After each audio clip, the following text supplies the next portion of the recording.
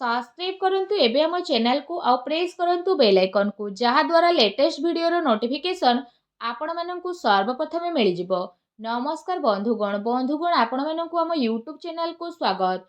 बंधुगण आज आम जानिबा 19 एवं 20 तारीख अर्थात आगामी ए दुई दिन आपणकर किपरि कटिबो केउ प्रकार ए दुई दिन को आपण माने प्लानिंग करिवे। आज आपणकर लव लाइफ किपरि रहइबो, आपणकर बिजनेस किपरि रहिबो, आपणक व्यापार किपरि रहिबो, स्वास्थ्य किपरि रहिबो, ता सहित किछि महत्वपूर्ण स्थिति विषय कहबू जहा द्वारा ए दुई दिन को आपण आहुरी अधिक शानदार और महत्वपूर्ण बनै पारिबे। तेणु वीडियो आगो को बढ़िबा पूर्व आपण माननकु रिक्वेस्ट जदि आपण हमर ए चैनल नुआ करि आछंती चैनल को सब्सक्राइब करंतु, सांगरे नोटिफिकेशन बेल को मध्य ऑन करंतु जहा द्वारा समय समय रे सह आपण आगो को आहुरी वीडियो अपलोड करि पारिबे।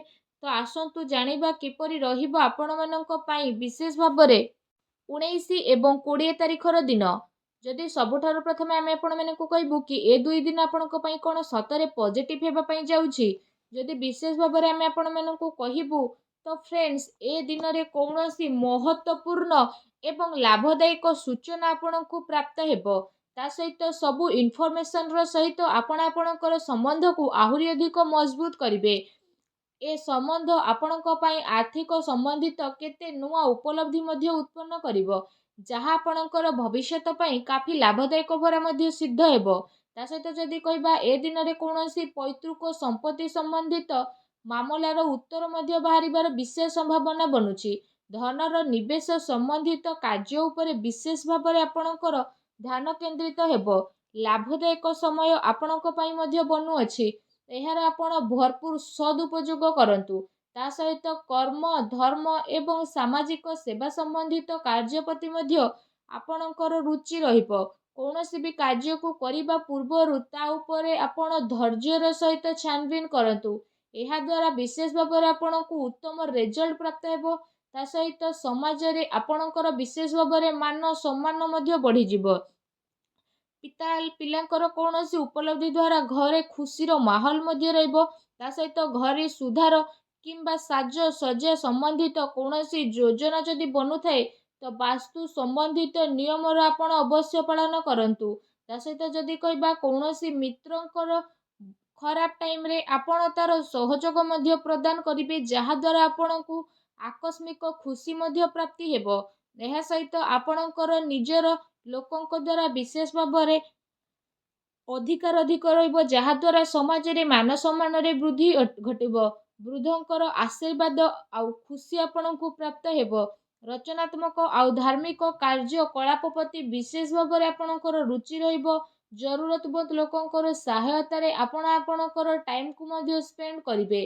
पिलांकर खुशी को स्वीकार करिबा आपणक पई उपलब्धिर मार्ग मध्य ए दिन रे खोलिबो जहा द्वारा आपणकु काफी खुशीर अनुभव हेबो। ता सहित आसंतु जानिबा ए दिन रे आपणक पई कोन नेगेटिव रहिबो।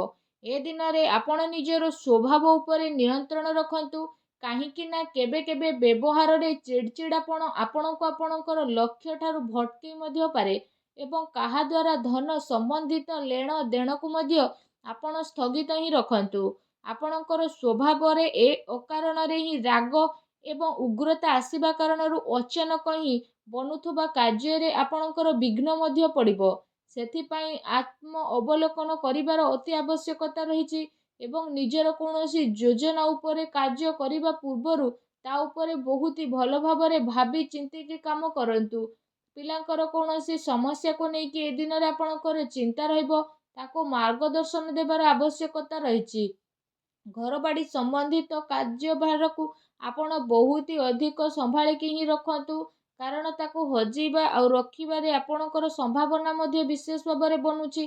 ता सहित निजर खर्च को सीमित रखंतु नचे बजेट आपणकर बिगिड़ी पारे। कौनसी अति संपर्कितଙ୍କ सहित आपणकर जिद कारणरू संबंध खराब हेबार विशेष आशंका रहिछि। ता सहित निजर स्वभाव रे लचिलापण रखंतु तथा संपर्कर मर्यादार आपण विशेष भाबरे ध्यान रखिबार आवश्यकता रहिछि। संतानकर कौनसी भूल संगति द्वारा ए दिन रे आपणकर चिंता रहिबो किंतु आपणकर समझदारी आ भावना द्वारा सबु समस्यार उत्तर मध्य बाहरिबो। ध्यान रखंतु भावुकतारे आसिकी कौनसी भी निर्णय जेमिति आपण न नेबे। ବୈବାହିକ ଦୃଷ୍ଟିକୋଣ ରଖିବା ଆପଣଙ୍କ ପାଇଁ ଅତି ଆବଶ୍ୟକ ରହିଛି। ତା ସହିତ ପ୍ରତିଟି ସ୍ଥିତି ଆପଣଙ୍କ ପାଇଁ ବହୁତ ଭଲ ରହିବ। ଏହା ସହିତ ଆପଣ ନିଜର ଆତ୍ମବିଶ୍ୱାସକୁ ବନେଇକି ରଖନ୍ତୁ। ଆପଣଙ୍କୁ ବିଜୟ ହାସିଲ ମଧ୍ୟ ହେବ। ଏହା ସହିତ ଆପଣଙ୍କୁ ଆପଣଙ୍କର ଯୋଜନାରେ ବିଶେଷ ଭାବରେ ସଫଳତା ପ୍ରାପ୍ତ କରିବାରେ କୌଣସି ମୁସ୍କିଲର ସାମ୍ନା କରିବାକୁ ପଡ଼ିପାରେ, ଯାହାଦ୍ୱାରା ଆପଣଙ୍କର ମାନସିକ ଚିନ୍ତା ବଢ଼ିବ। ତେଣୁ ସାବଧାନ ଆପଣ ରୁହନ୍ତୁ। ଆସନ୍ତୁ ଜାଣିବା ଏ ଦିନରେ ଆପଣଙ୍କର ଲଭ୍ ଲାଇଫ୍ କିପରି ରହିବ। ବୈବାହିକ ଜୀବନକୁ ଖୁସିଭରା ବନେଇବାରେ ଆପଣଙ୍କର ଭୂମିକା ବହୁତ ଅଧିକ ମହତ୍ତ୍ୱପୂର୍ଣ୍ଣ ରହିବ। ପ୍ରେମ ସମ୍ବନ୍ଧରେ କୌଣସି ପ୍ରକାରର ଖଟାସ ଉତ୍ପନ୍ନ ହେବାର ବିଶେଷ ସମ୍ଭାବନା ବନୁଛି। ନିଜର ବ୍ୟବହାରକୁ ଆପଣ ସଂଯମିତ ରଖନ୍ତୁ। ନିଜର ପ୍ରତି କାର୍ଯ୍ୟରେ ଜୀବନସାଥୀଙ୍କର ପରାମର୍ଶ ନେବା ଆପଣଙ୍କର କେତେ ସାରା କାର୍ଯ୍ୟକୁ ପୂରା କରିବାରେ ସାହାଯ୍ୟ ସହଯୋଗ ପ୍ରଦାନ କରିବ। ପ୍ରେମ ସମ୍ବନ୍ଧରେ ପାରିବାରିକ ଖୁସି ମିଳିବ। ତା ସହିତ ବ୍ୟସ୍ତତା କାରଣରୁ ଯଦି କହିବା ଘର ପରିବାରର ଦେଖଭାଲରେ ଉଚିତ ଟାଇମ୍ ଆପଣ ଦେଇପାରିବେ ନାହିଁ, କିନ୍ତୁ ଜୀବନସାଥୀ ଆପଣଙ୍କର ପରିଶ୍ରମକୁ ବୁଝିବେ ଆଉ ଆପଣଙ୍କୁ ପୂର୍ଣ୍ଣ ସହଯୋଗ ମଧ୍ୟ ପ୍ରଦାନ କରିବେ। ଘରର କୌଣସି କଥାକୁ ବହୁତ ଭଲ ଭାବରେ ବସିକି ଶାନ୍ତିପୂର୍ଣ୍ଣ ଭାବରେ ବୁଝନ୍ତୁ। ଆଉ ମାହୋଲକୁ ଖୁସି ଭରା କରିବା ପାଇଁ ମନୋରଞ୍ଜନ ସମ୍ବନ୍ଧିତ ପ୍ରୋଗ୍ରାମ ମଧ୍ୟ ଆପଣ ବନାନ୍ତୁ। ଏହାଦ୍ୱାରା ଆପଣଙ୍କ ପ୍ରେମ ସମ୍ବନ୍ଧ କାଫି ମଜବୁତ ରହିବ। ଆଉ ପ୍ରେମ ଜୀବନରେ କାଫି ଗଭୀରତା ଦେଖିବାକୁ ମିଳିବ। ଆଉ ଆପଣଙ୍କ ବୈବାହିକ ଜୀବନ କାଫି ଖୁସି ଭରା ରହିବ। ଆସନ୍ତୁ ଜାଣିବା ଏ ଦିନରେ ଆପଣଙ୍କର ବ୍ୟବସାୟିକ କ୍ୟାରିୟର କିପରି ରହିବ। କାର୍ଯ୍ୟ କ୍ଷେତ୍ରରେ କୌଣସି ବି କାମ କାର୍ଯ୍ୟ କରିବା ପୂର୍ବରୁ କୌଣସି ଅନୁଭବୀ ବ୍ୟକ୍ତିର ପରାମର୍ଶ ନିଅନ୍ତୁ, କାରଣ କୌଣସି ନିର୍ଣ୍ଣୟ ଭୁଲ ହେବାର ଆଶଙ୍କା ରହିଛି।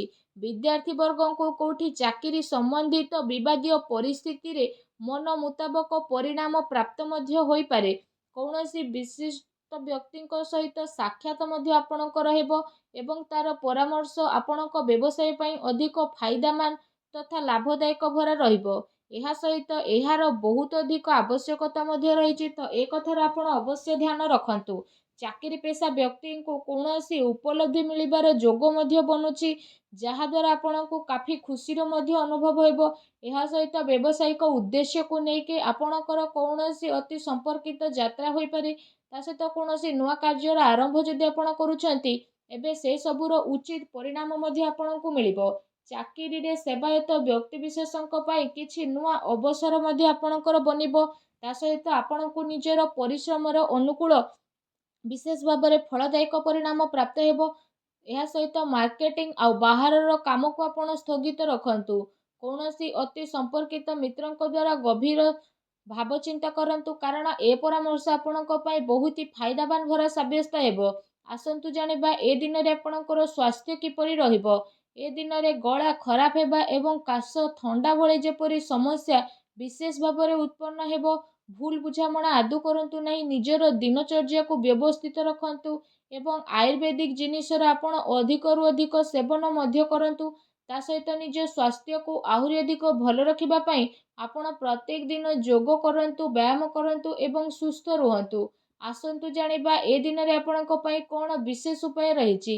ଏ ଦିନରେ ଆପଣ ସ୍ନାନ ଆଦି ବିଶେଷ ଭାବରେ କରିସାରିବା ପରେ ମାଛମାନଙ୍କୁ ଅଟାର ଛୋଟ ଛୋଟ ଗୁଳା ବନେଇକି ଖୁଆନ୍ତୁ ଏବଂ ମନରେ ମନରେ ଭଗବାନ ସୂର୍ଯ୍ୟଦେବଙ୍କର ଆପଣ ସ୍ମରଣ କରନ୍ତୁ। ଏପରି କରିବା ଦ୍ୱାରା ଭଗବାନ ସୂର୍ଯ୍ୟଦେବ ବହୁତ ଶୀଘ୍ର ପ୍ରସନ୍ନ ହେବେ ଏବଂ ଆପଣଙ୍କର ସମସ୍ତ କଷ୍ଟକୁ ଦୂର କରିବେ। ଆଉ ଆପଣଙ୍କ ଜୀବନରେ ଯାହା ବି ପ୍ରୋବ୍ଲେମ୍ ଚାଲୁଥିଲା ସବୁ ପ୍ରୋବ୍ଲେମର ଅନ୍ତ କରିବେ। ଆଉ ଆପଣଙ୍କୁ ଶୀଘ୍ର ହିଁ ଶୁଭ ଫଳର ପ୍ରାପ୍ତ ହେବ ଏବଂ ଆପଣଙ୍କର ସବୁ କାର୍ଯ୍ୟ ବହୁତ ଆସାନୀରେ ବନିବାକୁ ଲାଗିବ। ଭଗବାନ ସୂର୍ଯ୍ୟଦେବଙ୍କର ଆଶୀର୍ବାଦ ଆପଣଙ୍କୁ ପ୍ରାପ୍ତ ହେଉ। ସଚ୍ଚାଦିଲେ କମେଣ୍ଟ ବକ୍ସରେ ଜୟ ସୂର୍ଯ୍ୟଦେବ ବୋଲି ଅବଶ୍ୟ ଲେଖନ୍ତୁ ଓ ଭିଡ଼ିଓକୁ ଲାଇକ୍ କରିବାକୁ ଆଦୌ ବି ଭୁଲନ୍ତୁ ନାହିଁ। ଧନ୍ୟବାଦ।